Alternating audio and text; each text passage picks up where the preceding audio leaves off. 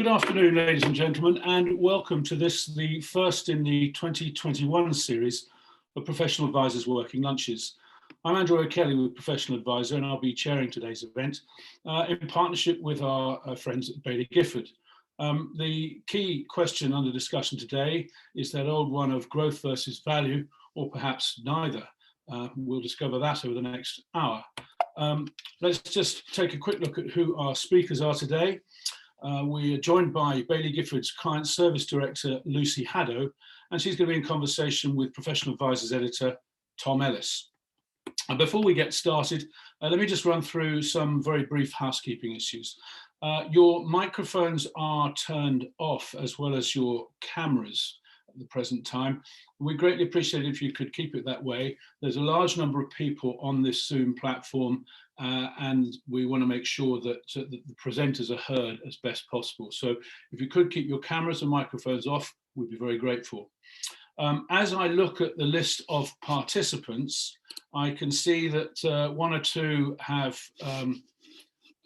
sorry, my PowerPoint's gone down, not to worry. I can see that one or two of you have not got your full name. You've either got a telephone number or a Christian name or a nickname against your name. That's fine. It's just that we can't then compare you to our registration form, and therefore we're not necessarily able to send you your CPD certificate. So if you could go to your icon and click on the button that either says more or where there's three little dots, you can then click on something that says rename, and you can put your name in, your proper name in there. We can then remonstrate you with the registration document and send you your CPD. In addition, we will be running some polls during the presentation today. Please do participate in the polls, because they will affect to a degree the outcome of the presentation. I'll run the polls for about 40 seconds each. Should be long enough for you to participate. We'd be grateful if you would. What else have I got to tell you? I should tell you that the session is being recorded, and that you'll be able to see that recording within 48 hours. We'll send you a link to that, along of course with your proof of attendance, which will be your CPD. Now, if my slides hadn't just gone down, I'd now be reading you the learning outcomes, but we'll come back to those. There are 3 learning outcomes, but in the meantime, stop me chuntering on, and let me introduce you first and foremost to our editor, Tom Ellis. And before I do, once again, may I just ask that if you're not presenting, would you please be kind enough to turn off your microphone and your camera? We will make the session run much more smoothly. Thank you very much, and good afternoon, Tom. Thank you for that introduction, Andrew. And hello, everybody. Thank you for joining us today. There's a lot of you here, which is good to see. So we're very grateful that you've logged on. As you know, the topic of this chat is headlined Growth versus Value. So to kick off this conversation, Lucy, let's first talk about the tech giants in the US. Companies like Tesla and Amazon are kind of the poster children for the growth movement at the moment, and their valuations have skyrocketed in the last couple of years. Some argue, the valuations are too high, particularly with respect to Tesla. These are the kind of stocks that have powered growth funds and help performance. So a kind of 2-part question from me first up. Why have they done so well, and will this performance continue? Brilliant. Well, thanks so much, Tom. And just before I get into answering your question, good afternoon, everybody. I hope that you're keeping safe and well during this latest round of lockdown restrictions.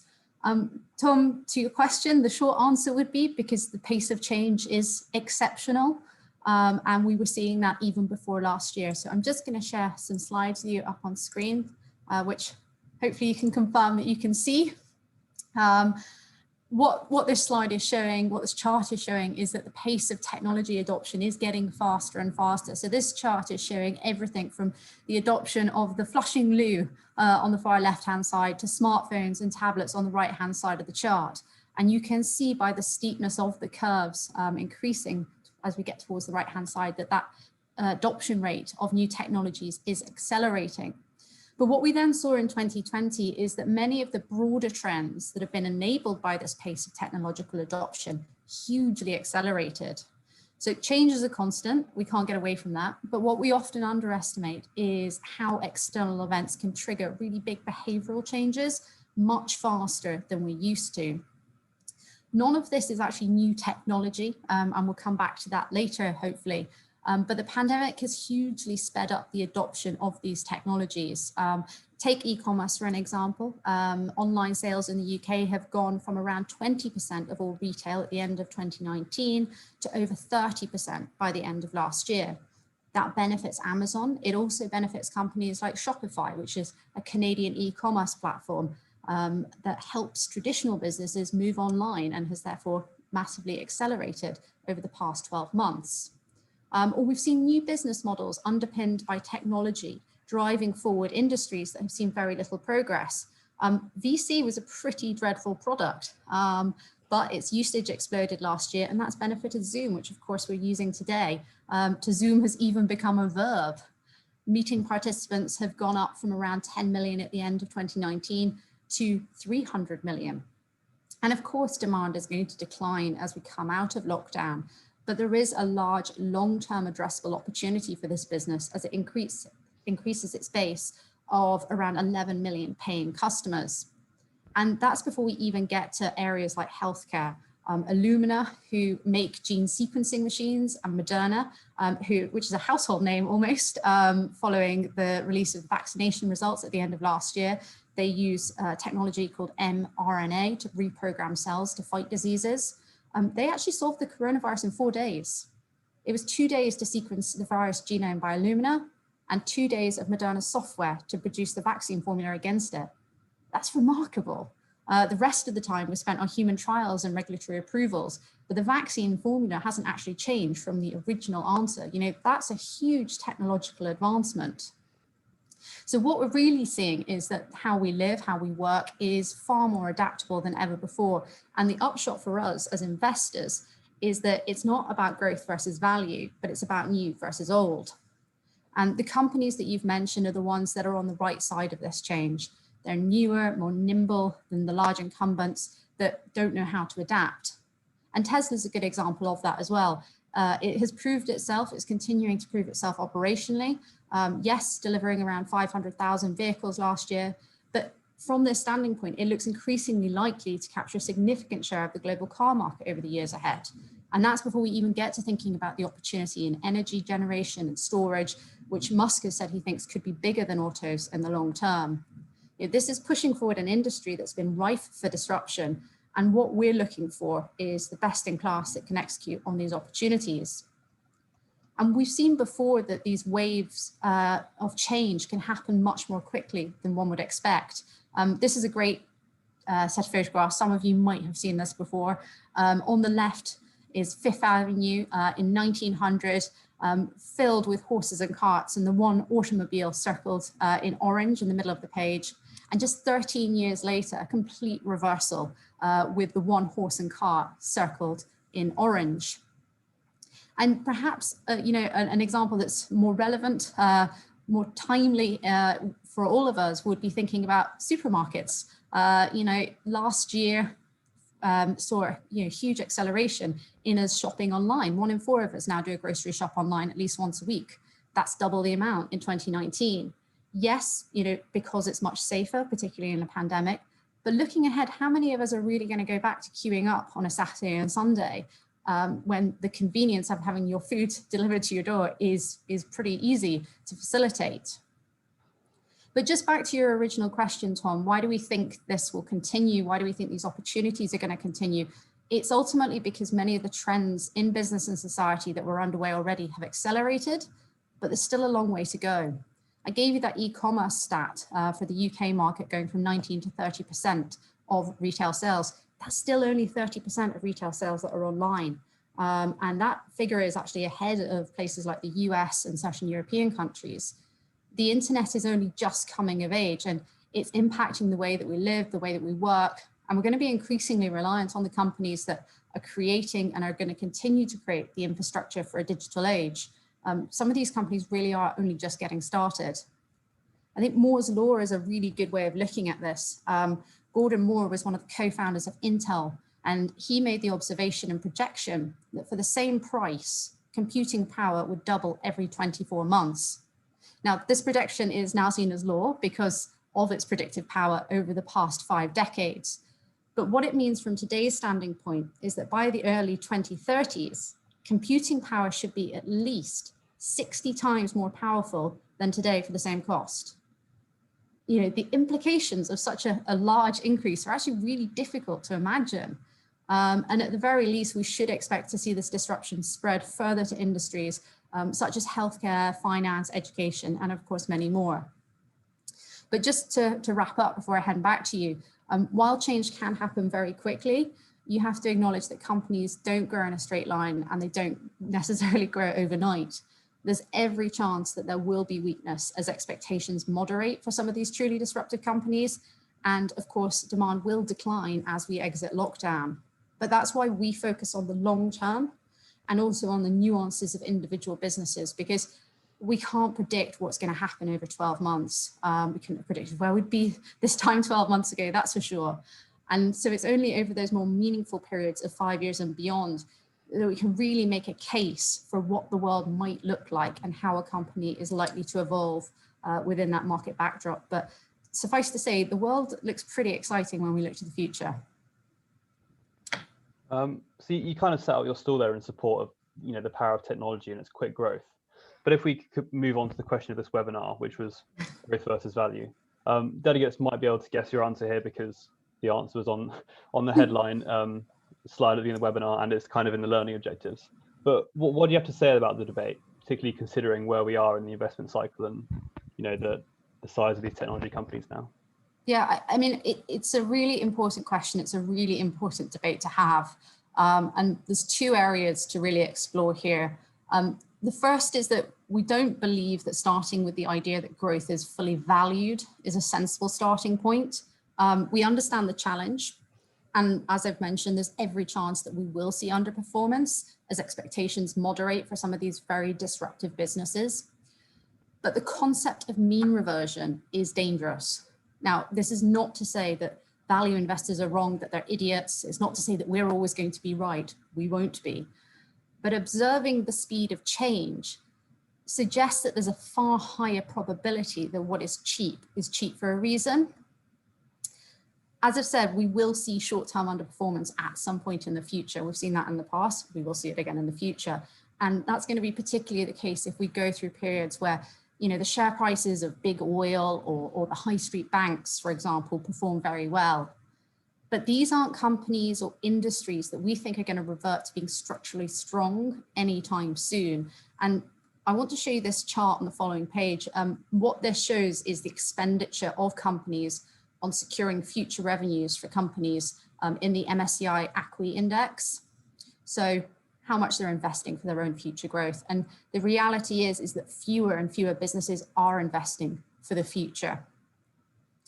Far too many have been leveraging up their balance sheets at low interest rates to fund buybacks and dividends. And ultimately, that's not an act of wealth creation. It's an act of financial engineering. And the good news is that for very long-term investors, this is actually making life a little bit easier because we can focus on the companies that continue to invest for the future. And that's one of the reasons that some of the businesses that were already big holdings in the portfolio are those that we continue to believe in. Firms like Amazon and Alibaba and Netflix, who are reinvesting cash back into their own business to maintain their growth, even from what is in some cases a large starting point. The second element to think about, and I'm just going to stop sharing my slides at this point, is that the idea of growth versus value is almost too simplistic. I've said earlier that it's about new versus old because actually both fail as strategies to find exceptional businesses. We're looking to find the small number of companies that really matter for delivering good long-term returns. It's ultimately about deploying long-term capital in the real world, investing in businesses and, you know, enthusiastic, committed management teams who have a vision and can in turn deploy that capital. You know, it's not about speculating on short-term share price movements.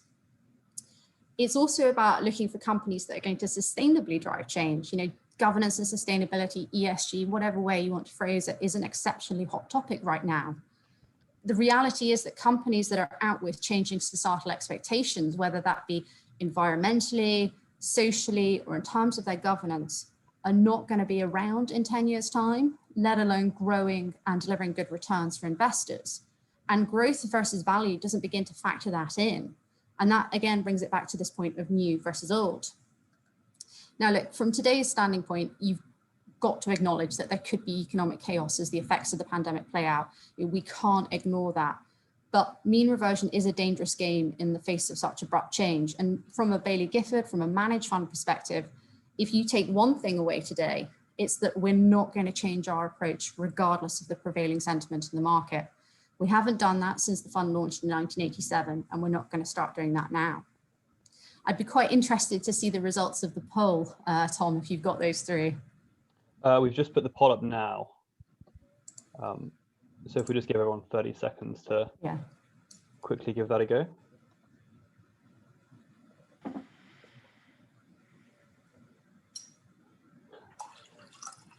There's options for growth versus value or value in the poll, but I think the real answer probably neither, which you argue is the real answer, isn't an option. So it's a bit binary.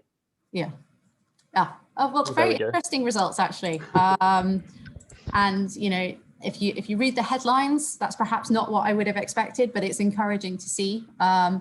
You know, there's no doubt we spend a lot of time thinking about this and challenging ourselves. I'd go so far as to say that actually the extent of outperformance that you referenced at the beginning over the past 12 months is actually quite unhelpful, in so much as it's actually not changing anything about how we think about the long term. The reality is that we've got far greater confidence in what the world might look like in 5 to 10 years than what could happen in the next year or two. I mean, as I said, who could have predicted where we'd be today 12 months ago? So it's about being kind of directionally right rather than precisely wrong. So on that point, you know, a lot of people do argue there is a kind of bubble here with these companies. Could we see some things burn badly in the short term? You know, even if you believe in the long-term viability of them. Yeah. I guess the question when it comes to valuation is really, what is your basis of valuation? And are you looking at the market as a whole, or are you looking at individual companies? If you're looking at short-term valuation metrics, you know, 12-month spot PE for the S&P 500, then yes, that's above historic averages. We've all seen the headlines stating that short-term PE multiples are higher than ever. But that's not what we're looking at. We're focusing on individual businesses and thinking about valuation in terms of a company's ability to execute on a long-term opportunity set, rather than focusing on the status quo or indeed what the market suggests the business might look like in 12 months' time. That said, there's no doubt that several, in fact, of the fund's holdings saw significant share price gains last year. But as I mentioned earlier, the fundamentals underpinning the businesses have also improved markedly. You know, they're companies that are addressing really big opportunity sets, and we believe can generate huge amounts of value for clients. And what we find is that actually long-term exponential growth is vastly underestimated by the market. But it's entirely rational and understandable to think that those companies that have experienced significant growth during the pandemic might be negatively impacted as we return. I'm not going to say return to normal, but perhaps to a new normal. So for us, it's a question of whether our long-term investment case is still intact.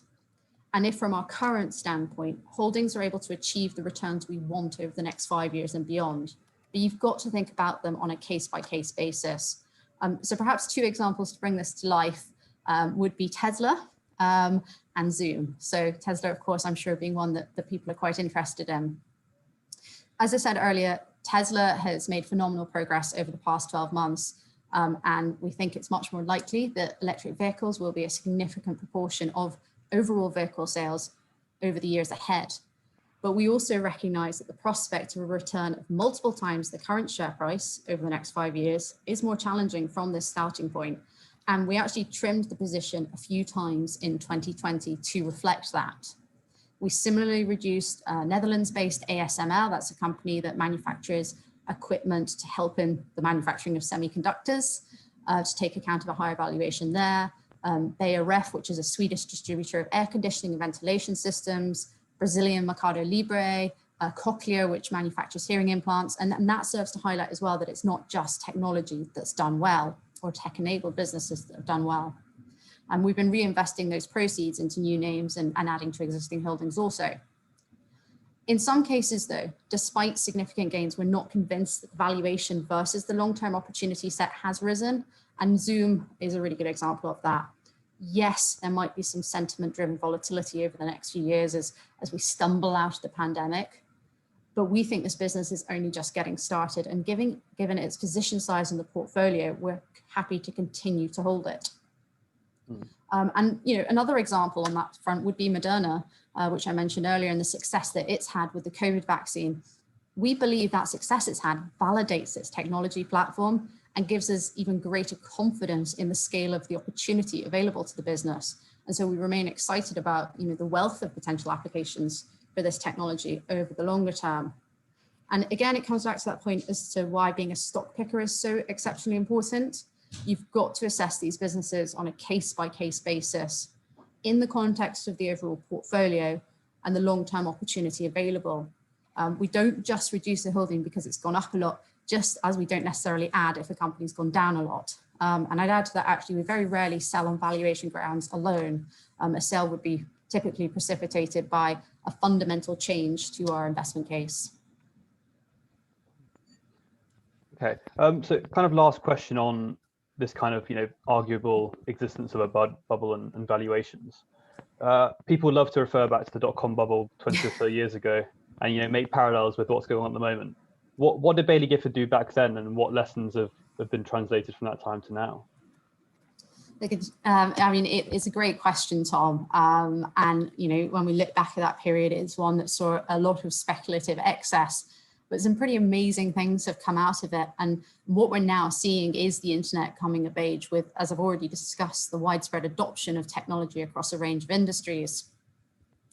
But when we think about the dot-com period, there's the work of an academic called Carlota Perez, which comes to mind, and the links that she's drawn between financial mania, which leads to bubbles, and subsequent technological innovation. And she demonstrates the parallels between 5 technological revolutions since the end of the 18th century, starting from the Industrial Revolution and bringing it to the current age of information and telecommunications. Now, we did have a poll question. I'm not sure if that's going to be coming up. I certainly, it's popped up now. There we go. I'm intrigued to see people's views as to when they think this current age of information and telecommunications started. It feels like a trick question. I'm Do you have a view, Tom? I don't want to change. I don't want to influence anyone else's guess. Okay. Or embarrass myself. So. We have results. There we go. Very interesting. So it was actually the 1970s, and it was the 70s, which is when Gordon Moore and his partner Bob Noyce launched Intel's first microprocessor. This was the start of a multi-decade cycle to embed this technology in our lives. And it's why the next slide I have to show you is a wonderful picture of an IBM computer from the 1970s. I hope that all of you are sitting in front of something far more advanced as you work from home over the last few months. What Carlota Perez talks about is the fact that resistance means that revolution starts as a huge experiment with high rewards, but ends in a financial bubble, ultimately with too much money chasing initial successes. And that's what we saw with the dot-com bubble. The reality is that not every company can win, and we might see that happen again. Not every business is going to succeed. But after financial crashes, such as the dot-com bubble, what we then see is technology advancing very quickly as money flows to those companies with meaningful IP. We're at a turning point where we need to reap the benefits of the digital revolution to create a new fabric of the economy. And Carlota Perez suggests that ahead we could have a green, socially sustainable IT golden age that lifts all boats. I know that perhaps doesn't sound realistic. She's very upfront about that as well. But no one believes that these things will happen until they do. But don't think it's beyond the realm of possibility or imagination to say that the full impact, acceptance and integration of this technology into our day-to-day lives is yet to happen. I would really recommend her book if anybody has the opportunity or the time to read it. And I guess the question is what do we take away from this? And it comes back to those points that I was talking about before, Tom, that stock picking is really key. The challenge is to look beyond news headlines to identify those exceptional businesses that are disrupting industries from retail to advertising to energy and healthcare. It also means challenging the upside for those existing holdings. Baillie Gifford, we're very long-term investors, and sometimes that gets characterized or mischaracterized as that we simply buy and hold. And that's not the case. In actual fact, the competition for capital within the portfolio is stronger than it has been for a long time. And hopefully I'll have the opportunity to tell you a bit more about that in due course.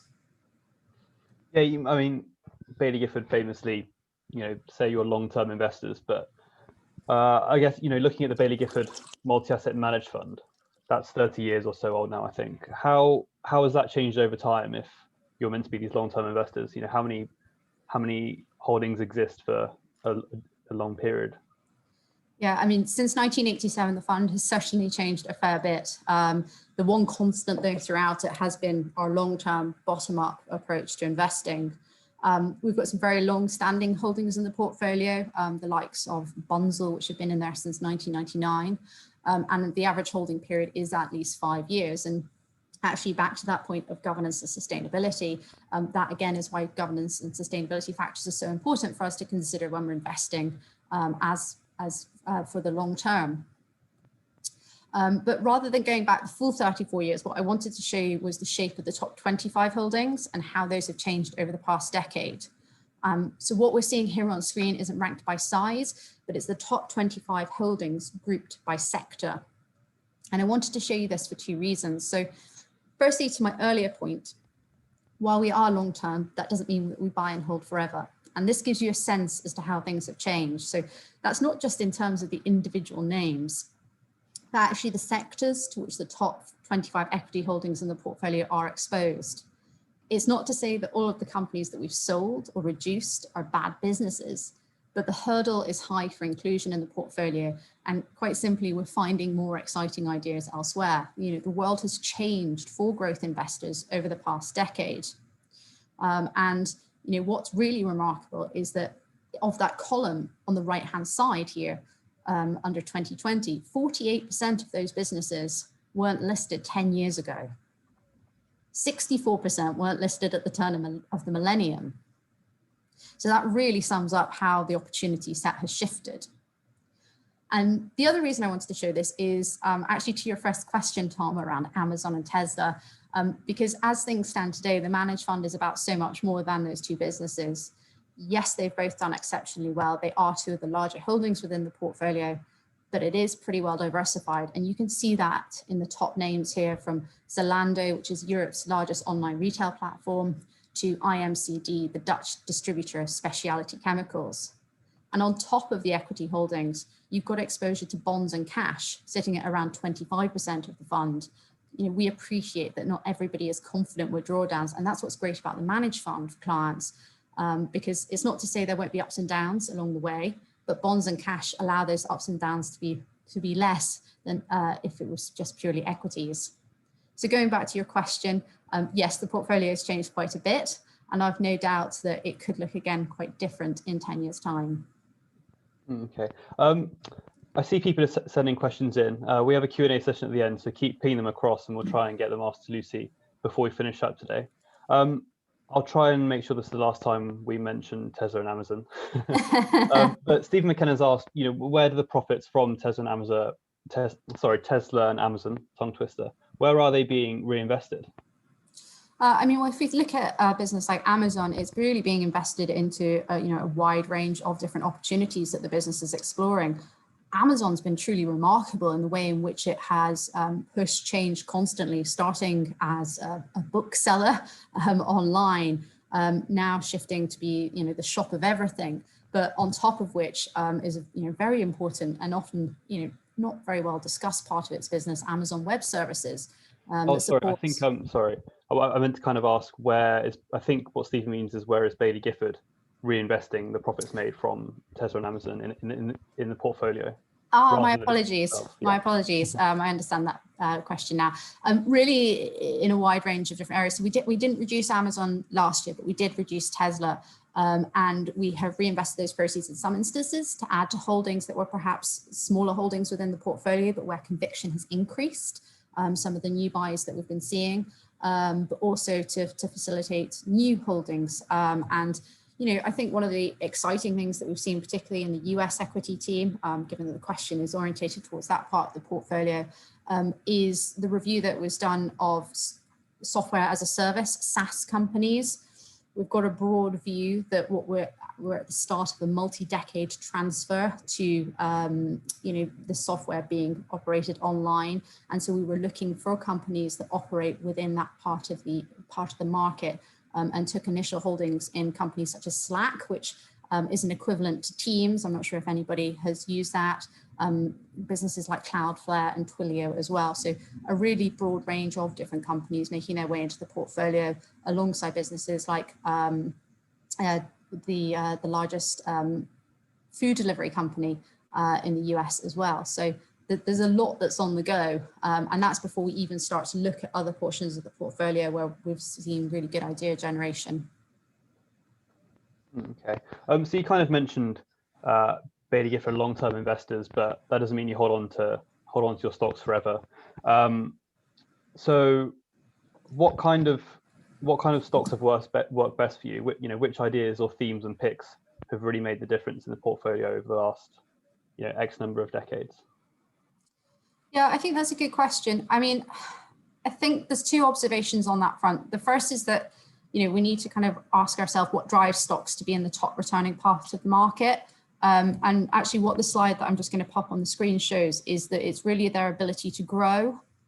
So this data is all based on stocks listed in the FTSE World and the MSCI All Country World Indices, above a market cap of $2.5 billion. And what the chart is showing is that over rolling 5-year time horizons, the fastest growing companies in earnings terms have a very high correlation to those that have the best share price performance. And you can see that clearly in the table on the right-hand side here. It shows the proportion of stocks with above market returns broken out by earnings growth. And what the first row highlights here is that 75% of companies with the fastest earnings growth outperform the market over rolling 5-year time horizons, whereas only 20% of firms with the lowest quintile of earnings growth outperform, and that's the bottom row of the chart on the right-hand side there. What's also interesting, going back to that growth value discussion, is that this is not a relationship that's unique to the past decade when growth has been in favor. Growing businesses have consistently delivered better returns over the long term. But that final point there is actually key, that focus on the long term, because there is so much variability and so many influencing factors on investing sentiment over the short term. And the point about valuations as well, markets actually really struggle to value rapidly compounding growth. They're actually often too skeptical of the ability of disruptive businesses to sustain that growth for several years. So that's why we're focused on finding companies that we think will grow the fastest over the next 5 years and beyond, and try not to worry too much about stock markets in the intervening period. Now, of course, that sounds simple, but it's not necessarily easy for many reasons, which will be all too familiar to everybody on the call. But also because, those companies that grew the fastest over the past 5 years are not necessarily the ones that are going to grow the fastest over the next 5 years. And because you have to look beyond that noise. It's not just about spreadsheets, it's about imagination and analysis of change and probabilities. The second observation is that there's actually a very small number of companies that actually matter. Some of you may have seen this analysis before elsewhere. We've done extensive work with Professor Hendrik Bessenbinder of Arizona State University, looking regionally. So initially he looked at the US market before we knew him, but then globally on the structure of stock market returns over the long term. And the outcome of this work is that actually only a very small percentage of companies deliver the vast majority of the market's returns. So the chart on the left-hand side is showing all listed global stocks from 1990 to 2019, whereas the chart on the right-hand side shows the value created by those stocks. And What that demonstrates is, firstly, that all of the net wealth created in the stock market was equal to the best performing 800 or so stocks. So those are the parts of the chart on the right-hand side in green, purple, and gray. But even more incredibly, half of that net wealth was created by just 121 companies. That's just 0.2% of global stocks. That doesn't mean the rest were all negative. It just means they netted off. And so what does that tell us about how we should invest? Well, it means that the value lies in the outliers. So we should be focused on identifying the possibility of extreme upside, because if you find the right stocks, you will outperform the market and capture a huge amount of the total creation of wealth. On the other hand, missing out on those stocks will result in horrible underperformance. You've then got to own them for the long term to harness the benefits of operational progress for clients. But you've got to be patient and deal with the ups and downs that come with investing in a real life business. Of course, again, that makes it sound pretty easy when we put it like that. And we all know that it isn't, particularly where performance, in a world where performance is measured on ever shorter time periods and there is incessant noise. But Tom, to your question about kind of what's worked for the managed fund over the past decade or so, well, the result of this focus is shown here. And there's just 3 points that I'd draw out. The first is that if I can draw your attention to the bottom of the chart first, this shows the companies that have been the worst performing holdings within the portfolio. So this is showing the total return for all the fund's holdings over the past decade. And it's really important to be upfront and say it's inevitable that we will make mistakes. We'll get some stocks wrong. We have to be upfront about that. And you know, if I'm lucky enough to speak to all of you again in the future, there will be a new list of holdings there, I have no doubt. But the nature of equity investing is such that the maximum downside is 100%, but your upside is unlimited. And that's what you get when you look at the top of this chart. Actually, the very top line, Ashtead, is a UK listed plant equipment rental business. And that by itself, the return from that business has more than outweighed all of those bottom 10 companies that are listed at the foot of the page. Really importantly though, actually, is the recognition that those companies don't grow in a straight line. I've said that a few times, and this is demonstrated very clearly by the grey box on the right-hand side of the page. All of those top 10 holdings have had periods of weakness. Ashtead, Tesla, Intermediate Capital Group, all down more than 40% at certain points in time. And the reality is that if we were trying to minimize volatility, then we'd miss out on some of the best businesses in the world. There's always going to be volatility when you invest in equities, but if you're willing to be patient and focus on the long term, then there are some really fantastic opportunities out there. And of course, the great thing about the managed fund, as I said before, is that it's got 25% in bonds and cash as well. Okay, so we've talked about the past a lot in the last few questions, but that kind of donut graph, where's the next big winner coming from? How are you finding the hard bit? Where are you finding the next idea? It's the $1 million question, isn't it, Tom? So I think the first thing I would say is that it's fairly intuitive to me that if you want to invest differently, then you have got to find different sources of information. The reality is that we're starting in a completely different place to solve the world's problems than the world of broker reports, for instance. And so there's 3 aspects to the idea generation process that I'd highlight. And the first is that desire to look outside the world of finance. So this page here just highlights some of the things that we're thinking about on that front. And really a lot of work that we've been doing is with academics who are helping us to understand everything from robotics and quantum computing to the ethical implications of social media. And this is where we can get really useful insight into what is becoming possible. And that's of much more use to us as growth investors than what's happening now or what might happen in the next year. And this is a true differentiator versus my understanding of our peers. Elsewhere, we're building up relationships with a network of great entrepreneurs, visionaries who are creating the future and with whom we can have discussions to understand their vision and ambition. And then finally, spending time on the ground. Now, admittedly, this isn't particularly easy right now, but it is really helpful in a normal environment to be able to understand a wide range of views and get a bottom-up perspective of the opportunity. And it's far more helpful doing that than sitting in an office in London or New York, for instance.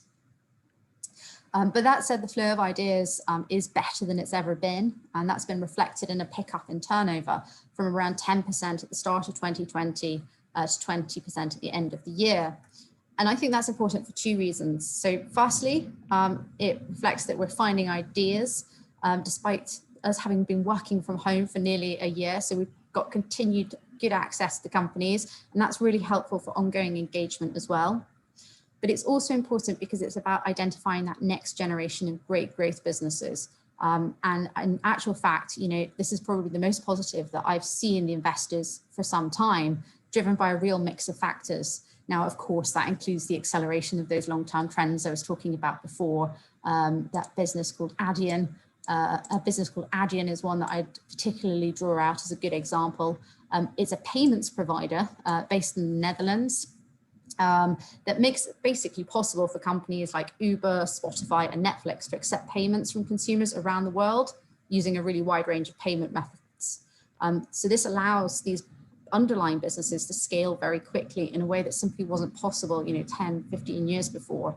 And unlike its traditional competitors, Adyen has built its systems from scratch, which gives it a really strong technological advantage. On top of which, culturally, it's got founders who continue to run the business and have built an organization which is focused on innovating quickly for the benefit of its customers.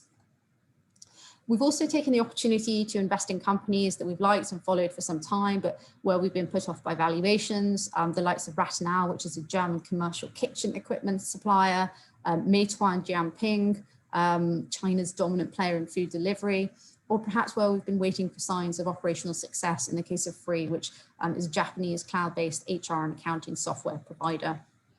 So there's a really kind of broad range of different ideas coming into the fund. But ultimately, it's about working closely with colleagues across the firm, to think about how things might be different. We've discussed the internet coming of age, allowing businesses to scale like never before. But more broadly, we're seeing business models being rapidly inverted, an energy transition taking place, significant innovation in healthcare, and there are some really fantastic opportunities that are leading the way in creating these new engines of growth. Now, it would be remiss of me not to mention the bond portion of the portfolio, and within that portion, it's all about balance and return. You're not going to get equity-like returns, but that's okay. You wouldn't want to see equity-like returns from your bonds. Something would be slightly amiss if that were the case. And really the key thing when it comes to bond investing is that we are active bond investors. There's only one bond in the portfolio with a negative yield. And so what we're looking for is government bonds that offer attractive returns in a global context. So Aussie bonds, which have a yield of around 2% compared to the next to nothing that you get in UK gilts. Some carefully selected emerging markets that offer attractive bond yields, and corporate bonds, which is one area that we've been quite enthusiastic about over the last year, particularly as a result of the sell-off that we saw in March. We took the opportunity to buy some really high quality names such as Apple and Alibaba in that immediate volatility. And since then have participated in new issuances in high yield and investment grade markets. And while some of this weakness has largely retraced, we do expect some further growth from here as central bank spending continues alongside ongoing economic recovery. Lovely. Before we finish up and ask everybody for their questions, Lucy, do you just want to quickly explain, in 2 minutes, what the managed fund is? You can maybe say how big that bond portion of the portfolio is, and give that information for those who aren't familiar. Of course, Tom. Well, the managed fund is really an approach that's grounded in bringing together Baillie Gifford's best regional equity and fixed income ideas together in one fund with an allocation to cash. And the strategic asset allocation for the fund is 75% in equities and 25% in bonds and cash. You can see from the performance slide here on the page that the fund has returned 10% per annum net of all fees and expenses for investors since inception in 1987. And really the secret to that success has been the application of a very simple and consistent investment philosophy and process. So going back to those points that we were talking about earlier, Tom, is about investing in growing companies and holding them for the long term to harness the asymmetry of returns alongside a best ideas global bond portfolio and cash. performance is, never going to come in a straight line, and we have to be very upfront in saying that. Our active approach means that there will be periods of weakness. We've seen that in the past. We'll see it again in the future. But the key thing for everybody is that it's been run in the same way since 1987, and it's an approach that we believe is as relevant now as it was 3 decades ago. And I'd add to that, that's an approach that's a fantastic value proposition, given it's available for an ongoing charge of 0.42%. With explicit transaction costs of 0.06%. And that's a really important point, because it's critical that fees are reasonable, because that's the one part of the equation that is controllable. So you should always be challenging your managers as to what the costs are and whether they represent all of the expenses involved with investing in a fund. And perhaps just to wrap up on this page, final page, Tom, I wanted to show you this just because it does show how well the fund has performed over the very long term. It emphasizes the power of compounding by showing the return net of fees on £10,000 invested in our peer group in the blue line, and then in the managed fund in the purple line on the day of the fund's launch in 1987. But it also demonstrates, I think more importantly, the benefit of a long-term perspective, because there's been a multitude of crashes and crises over the past 3 decades, and short-term volatility along with that. But throughout it all, we've remained consistent in the way that we manage this fund. And that's been the case throughout the pandemic also. And finally, it serves to reiterate why we'll never claim to be market timers, because we launched the fund 6 months before Black Monday. There's no doubt that there will be plenty of storms over the next 34 years as well. But we believe that the key characteristics of the fund, its simplicity, the optimism with which we invest, plus its good value fees, leave it well placed to deliver good returns over the next 3 decades and beyond. Brilliant, thanks Lucy. I think we've covered a good amount in all of that, and hopefully answered those all important learning objectives. It's time for me to step out now and pass you all back over to Andrew. Would you take it away, Andrew? Thanks, Tom, and I'm sorry about earlier on with a slight tech issue. Lucy, a really interesting presentation. We've got about 14 minutes for Q&A and about 15 or 16 questions, so we'll rattle through them as quickly as we can.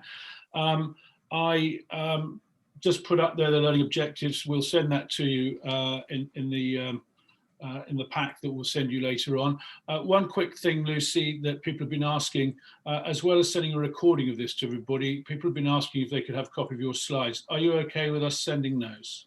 Yeah, absolutely. Not a problem at all. And actually, just to add to the question that was asked earlier, I think I actually forgot to mention the name of the largest US online food delivery company, which is DoorDash. So sorry, that I think slightly slipped from my response. Okay, all right, thank you. Well, look, let's. We've got quite a few questions to get through, so I will. I'll do the best I can to do that right now. So the first question, Lucy, at what point do you see that value ceases to exist in a company like Amazon or Tesla? Further to this, on a company like Shopify, where PE ratios are at 350, how are you seeing that these companies will continue to grow their share price? Both good questions, and both ultimately come down to an assessment of the individual businesses, and thinking about what a company can look like in 5 to 10 years time. What we're looking to do is say, look, let's think about it in the case of Tesla. Let's assume what a blue sky scenario would be for this business. How much can it increase production over the next 5 years? What does that then translate to in terms of volumes of cars that it can produce? What market share would that represent? Is that a sensible assessment? We've never based our case for Tesla, as an example, on it taking 50% share of the auto market. We've talked about 5% in the past, which feels fairly reasonable, and it's actually met that 5% within its home state of California. And what we then do is break that down into an assessment and projection of what we think sales and profitability might look like, thinking about what a best-in-class auto margin might look like, for instance. And that ultimately leads us to a sense as to what a business might look like in 5 to 10 years' time versus where we are today. And we're able to then assess, obviously, from there, whether it's able to meet our return hurdles. So our US equity team, for example, looked to make a return of 2.5 times from today's starting point. And that's one of the reasons that has led us to reduce Tesla over the course of 2020 a few times, because it has performed very well and we struggle to see it meeting that return hurdle over the long term.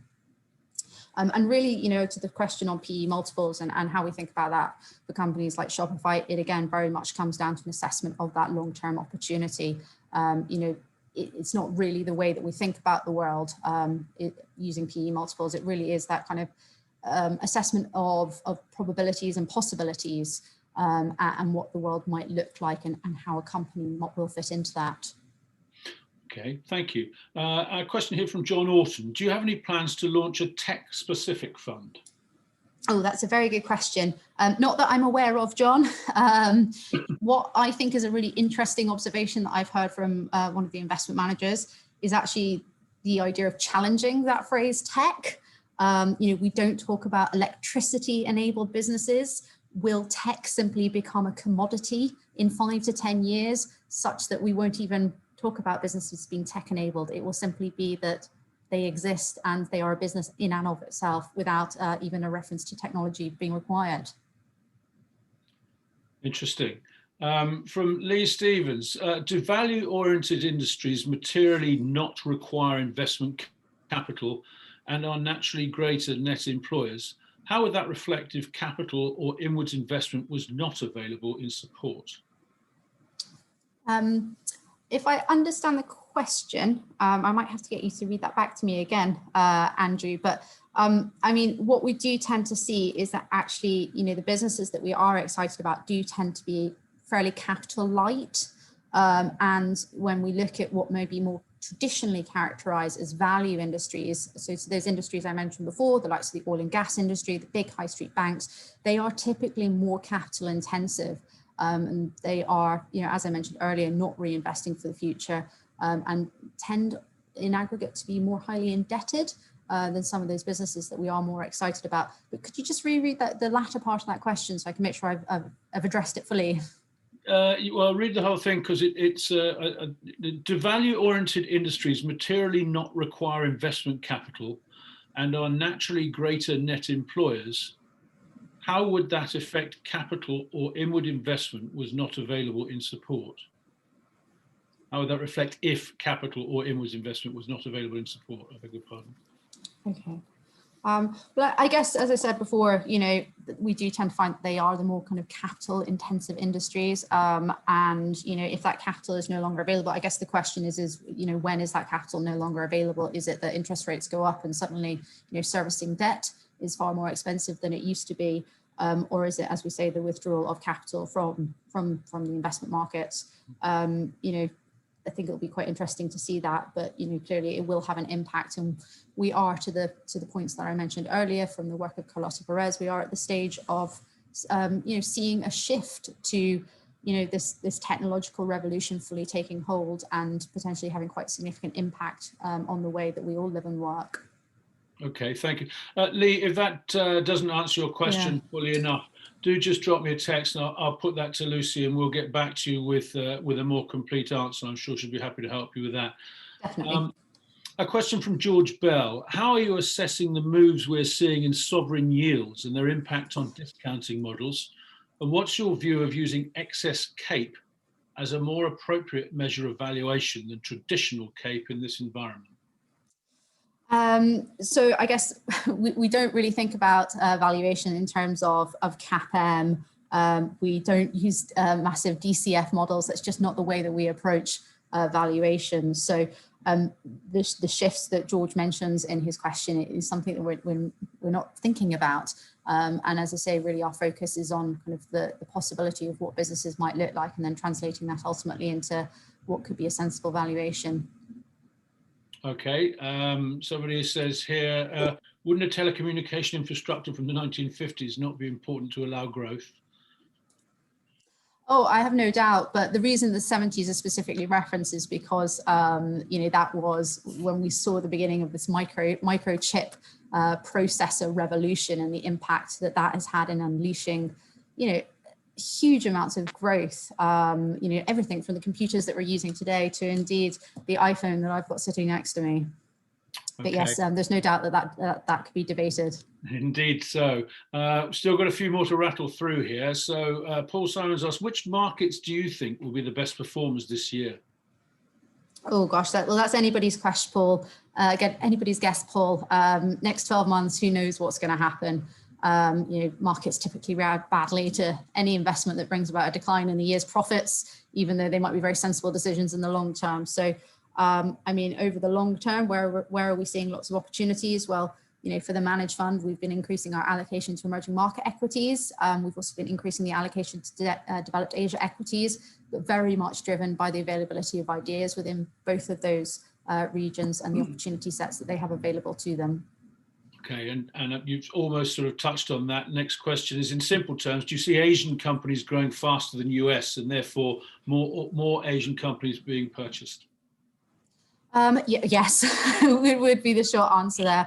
I think it's a really exciting area. We are seeing the growth, the emergence of the Asian middle class, and we are ultimately seeing a shift in the economic center of power from west to east. And that in and of itself presents some tremendously exciting opportunities. That said, we continue to have a really good flow of new ideas into the North American portion of the portfolio, and indeed within Europe and the UK, which we haven't mentioned yet.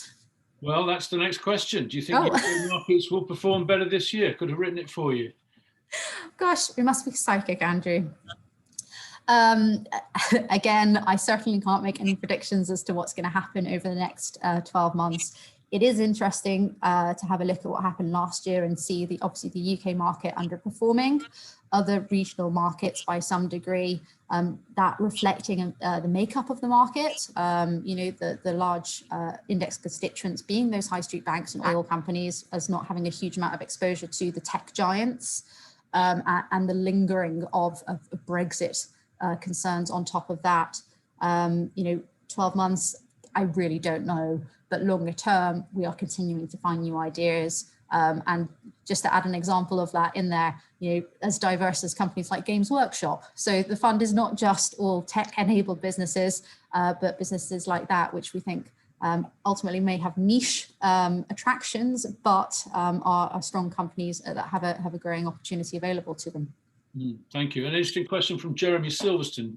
Do you hold pre-IPO stocks like SpaceX or Stripe? Not in this portfolio. So our investment trusts, some of which everybody who's tuned in may be familiar with, will invest in unlisted businesses, but the managed fund is structured as an open-ended vehicle, and we don't think that's an appropriate setup in which to invest in those private companies. Okay, well, the questions keep coming. If I could just add one final point to that there, Andrew, what I would say is that it's really encouraging to be able to leverage the work of our private company colleagues at Baillie Gifford in terms of getting to know businesses better pre-IPO. And so what you've seen over the last few years is actually us increasingly, as participating in more IPOs than we previously did, because we've been able to get to know companies over a long period of time and understand them. Typically, the IPO period is pretty frantic. And it doesn't necessarily lend itself to getting a good sense as to what a company's growth driver is going to be, or indeed the culture of a firm, which is pretty intangible. You can't put it into a spreadsheet, but is crucial when you're investing for the long term. Yes, of course. The questions keep coming, as I say. Baillie Gifford have a great range of equity funds and a very strong managed fund in the 40 to 85 shares sector. However, is there any possibility of releasing a risk-targeted range of funds to accompany the current managed fund? So what we do have sorry, was it Jeremy who asked that question? That was Graham Thompson. Sorry, Graham. So to Graham's point, yes, we do have a range of equity funds and indeed the managed fund. We do also have some income-orientated funds. We have a multi-asset income fund. We also have some other multi-asset funds which have both a return objective and a stated volatility target as well. The multi-asset growth fund sitting within that range, and then a series of bond funds as well. So there are others available, and there's lots of information on the website should any of those be of interest. Okay, and I would have had money on us not being able to get through this session without mention to these three letters. Chris Spear asked, I use the managed fund heavily. Are there plans for it to be purely ESG? There are no plans at present, but what I would say is that, consideration of these factors is just so critical to us when we are assessing companies, because we are investing in them for the long run. So we've long believed that there's strong alignment between good governance and sustainability practices and achieving the best investment returns. So whilst our focus is on engagement rather than exclusion for the managed fund, consideration of those issues has long been embedded into our research and decision-making process, both to identify opportunities, but also for risk management purposes. And I'm mindful of time, but perhaps just to wrap up on that point by saying that actually what you tend to see as an output of that process is that the portfolio has few holdings in the tobacco, gambling, oil and gas space, because we quite simply don't find many interesting long-term opportunities in those industries. Okay, we are, as you say, Lucy, getting close. In fact, we are now out of time, but I'll press on with a couple more questions with everybody's permission, and any others that we're unable to answer, I'll put to Lucy later, and we'll get back to those individuals who asked the questions. So quick answers, really. How ethical do you think Amazon are? Not easy to give a quick answer on that. Yeah, I'm not sure I can give a terribly quick answer on that. And obviously ethical is a very kind of subjective phrase, but what we do think is that this is a business that is ultimately working hard to deliver good outcomes for its clients. They are very focused on end consumers, but that's not to say that they haven't got areas where they have been able to improve in the past and where they can continue to be able to improve. And we've engaged with them on issues such as how they treat their employees, on the minimum wage that's paid to those employees, and of course on that all-important topic of tax as well. But as I say, that's a pretty big topic, and not one that can be answered in a very concise manner. Exactly. Look, one final one, and apologies to those who've sent questions in. It's been a really active session, and that's great. One final question for you, Lucy. What's the tolerance range between global bonds and global equity other than 40 to 85 IA criteria? Of course. So we've got that starting strategic asset allocation that I mentioned earlier of 75% equities, 25% bonds and cash, and the parameters around that are plus minus 10%. So this is not a fund that you're going to see having more than 85% in equities, nor will it have less than 65% in equities, despite the peer group parameters obviously permitting that. Okay. That's great, Lucy. Thank you so much for that rapid fire. Just before we do wrap up, I just want to let everybody know about some more upcoming digital events. This is, as I've said, the first in a series of working lunches that are effectively going to run every other Wednesday between now and certainly the end of June. And so our next one is on the 10th of March. With Schroders, and the question we'll be asking is, are spouses key to the profitability and longevity of your business?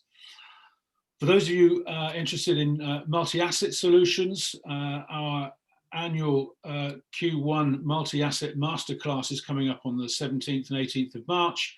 There's some great keynote presentations from Pan Andreas at De Facto and Dan Kemp at Morningstar, and some really good presentations from Baillie Gifford, from Benchmark Capital, Brooks Macdonald, HSBC, Hawksmoor and Morningstar. And then the final event in March is another working lunch where Alex Leonard of Ruffer is going to be asking the question whether COVID has blown a hole in your asset allocation model. It's probably going to be around whether the 60-40 model is still valid. So you'll be getting notifications about all of those events. There's 7 hours of CPD there, and but do please go to our website and register if you're interested in any of those, and we look forward to seeing you then. In the meantime, that's it for today's lunch. Let me thank Tom Ellis, and in particular to thank Lucy Haddow from Baillie Gifford for what I think has been a really informative lunch. But let me save the bulk of our thanks for you, our viewers. Thank you for tuning in today. We've enjoyed your company. I hope you've enjoyed the lunch, and we look forward to seeing you, hopefully, in a couple of weeks' time. Bye-bye.